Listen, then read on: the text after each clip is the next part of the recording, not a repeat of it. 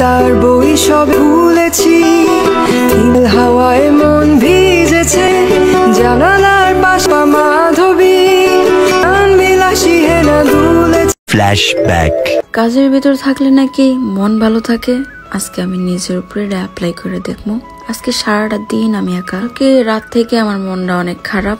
তো ভাবলাম সকালবেলা উঠাই পুরা ঘরের কাজ করবো, দেখা যাক এই সূত্রে যদি মনটা একটু ভালো হয়। আর নিজের কাজ নিজের করার ভিতরে যে শান্তি, এটা হয়তো বার অন্য কিছুতে নাই। আসসালামু আলাইকুম, আমি আপনাদের নসুন্দির আফা। কেমন আছেন আপনারা সবাই? আশা করতেছি সবাই সুস্থ আছেন এবং ভালো আছেন। আলহামদুলিল্লাহ, আল্লাহ তাআলার রহমতে আমি অনেক ভালো আছি। আর আমার এই একা থাকার পিছনে অনেকগুলো রিজন আছে, কিছুই কম আপনাদের লগে। তার আগে আজকের ভিডিওটা কে কোন জায়গা থেকে দেখতেছেন কমেন্ট সেকশনে জানাইতে ভুলবেন না। যেমন আগের ভিডিওতে কমেন্ট করছেন এঞ্জেল নরেন আপু পুরান ঢাকা থেকে, আরোহী জান্নাত আপু ইন্ডিয়া থেকে, আর নুসরাত জাহান তারিন আপু গাজীপুর থেকে। এই পুরা বাসাটার ভিতরে আমি একা, একটা মানুষও নাই। আর আমার যে হেল্পিং হ্যান্ডটা ছিল তারে আমি ছুটি দিয়ে দিছি, আর কখনোই আসবো না। আর আমার রুমমেট বাসা ছেড়ে দিছে, সে তার নিজের বাসায় গেছে।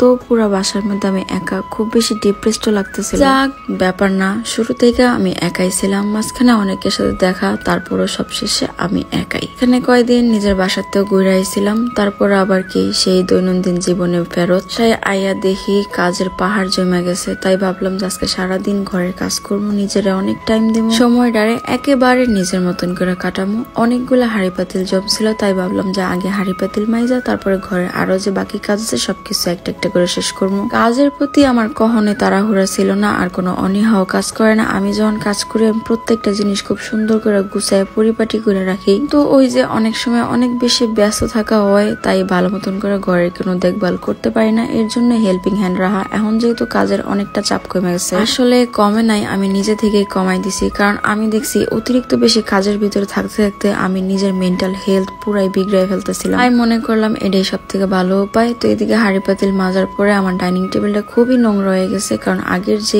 ডাইনিং টেবিলে খাবার গুলা ছিল এগুলা ধোয়া পড়তেছে না অনেক দিন। তো এর ভিতরে আমি আবার নতুন নতুন কিছু ডাইনিং এর কাভার নিয়ে এলাম, যেগুলো আমার কাছে অনেক বেশি ভালো লাগছে। আর এগুলো 3D প্রিন্ট হওয়ার কারণে ডাইনিং টেবিলটারে অনেক সুন্দর একটা লুক দেয়। আর এই 3D ডাইনিং টেবিলের চেয়ার কভার আর টেবিল কভার আমি আনছিলাম 3D চেয়ার কভার পেজ থেকে।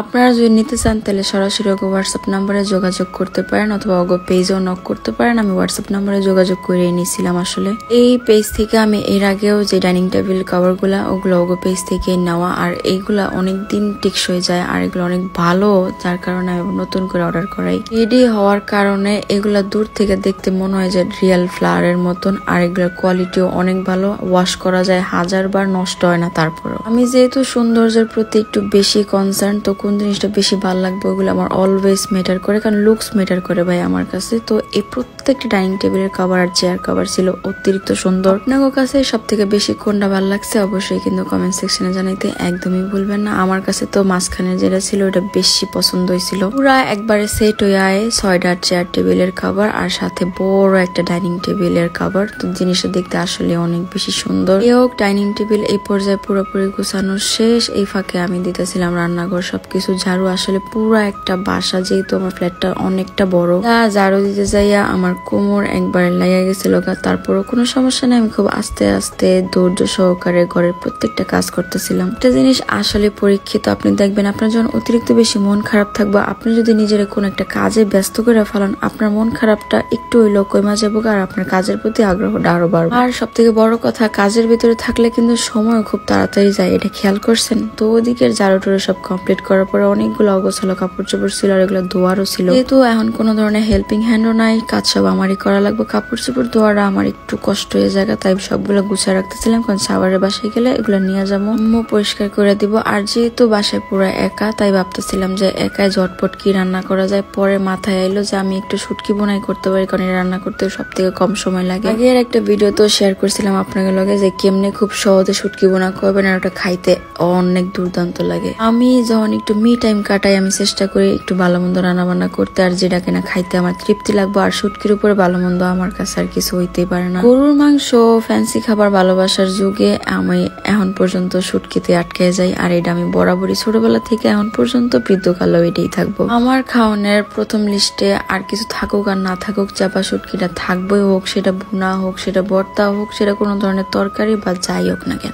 দেখবেন একা থাকলে একটা নুডলস সিদ্ধ করে খায়া দিন পার করে দেখ। ভাই আমার ব্যাপার এটা কখনোই হয় না। আমি যত একা থাকি না কেন, আমার 3 বেলা 3 রকমের খাবার দাবার লাগবে, আর ওইটা আমি নিজেই রান্না করবো। আমার মতন এই শৌখিন স্বভাবের ক্যাটা আছেন অবশ্যই কিন্তু কমেন্ট সেকশনে জানাইতে একদমই ভুলবেন না। এই শুটকির রেসিপিটা আপনাদের লগে এর আগেও শেয়ার করছি, তাই নতুন করে আর কিছু কয়ে দিলাম না। তারপরও যারা নতুন ভিউয়ার্স আছেন, জাস্ট খালি ভিডিওটা ফলো করেন। আশা করি আপনার কাছে রেসিপিটা অনেক বেশি ইজি লাগবে। এটা রান্না অনেক সহজ, হাইস্ট গেলে 10 মিনিটের মতন লাগে এটা রান্না করতে। ও এই তো সেই সকাল থেকে ঘরের সবগুলা কাজ করে এই পর্যায়ে রান্না, আর এটার স্মেল হইঙ্গে আমার এত ক্ষুধা লাগতেছিল, মানে সারাদিন যে কাজ করে ক্লান্তি রাইছে ওইটার তুলনায় ক্ষুধা আরো বাইরে গেছে। ফাইনালি আমার শুটকি বোনা একেবারে রেডি খাওয়ার লেগে, আর আমি আর ওয়েট করতে পারতেছি না। শাওয়ার টাওয়ার নেওয়া বাদ দিয়ে আমি হাত মুখ ধুয়ে পড়ছিলাম খাইতে। যেহেতু আমি কাটাইতেছি মি টাইম, তো অবশ্যই আমার যেটা ভালো লাগবে আমি ওইটাই করবো। তো দেখতে দেখতে ভিডিওর শেষ পর্যন্ত আয় পড়ছি। ভিডিওটা যদি ভালো লাগে থাকে পেজটা লাইক ফলো করে দিয়েন, আর দেখা হইব আপনাদের লাগে অন্য কোনো ভিডিওতে, অন্য কোনো ব্লগে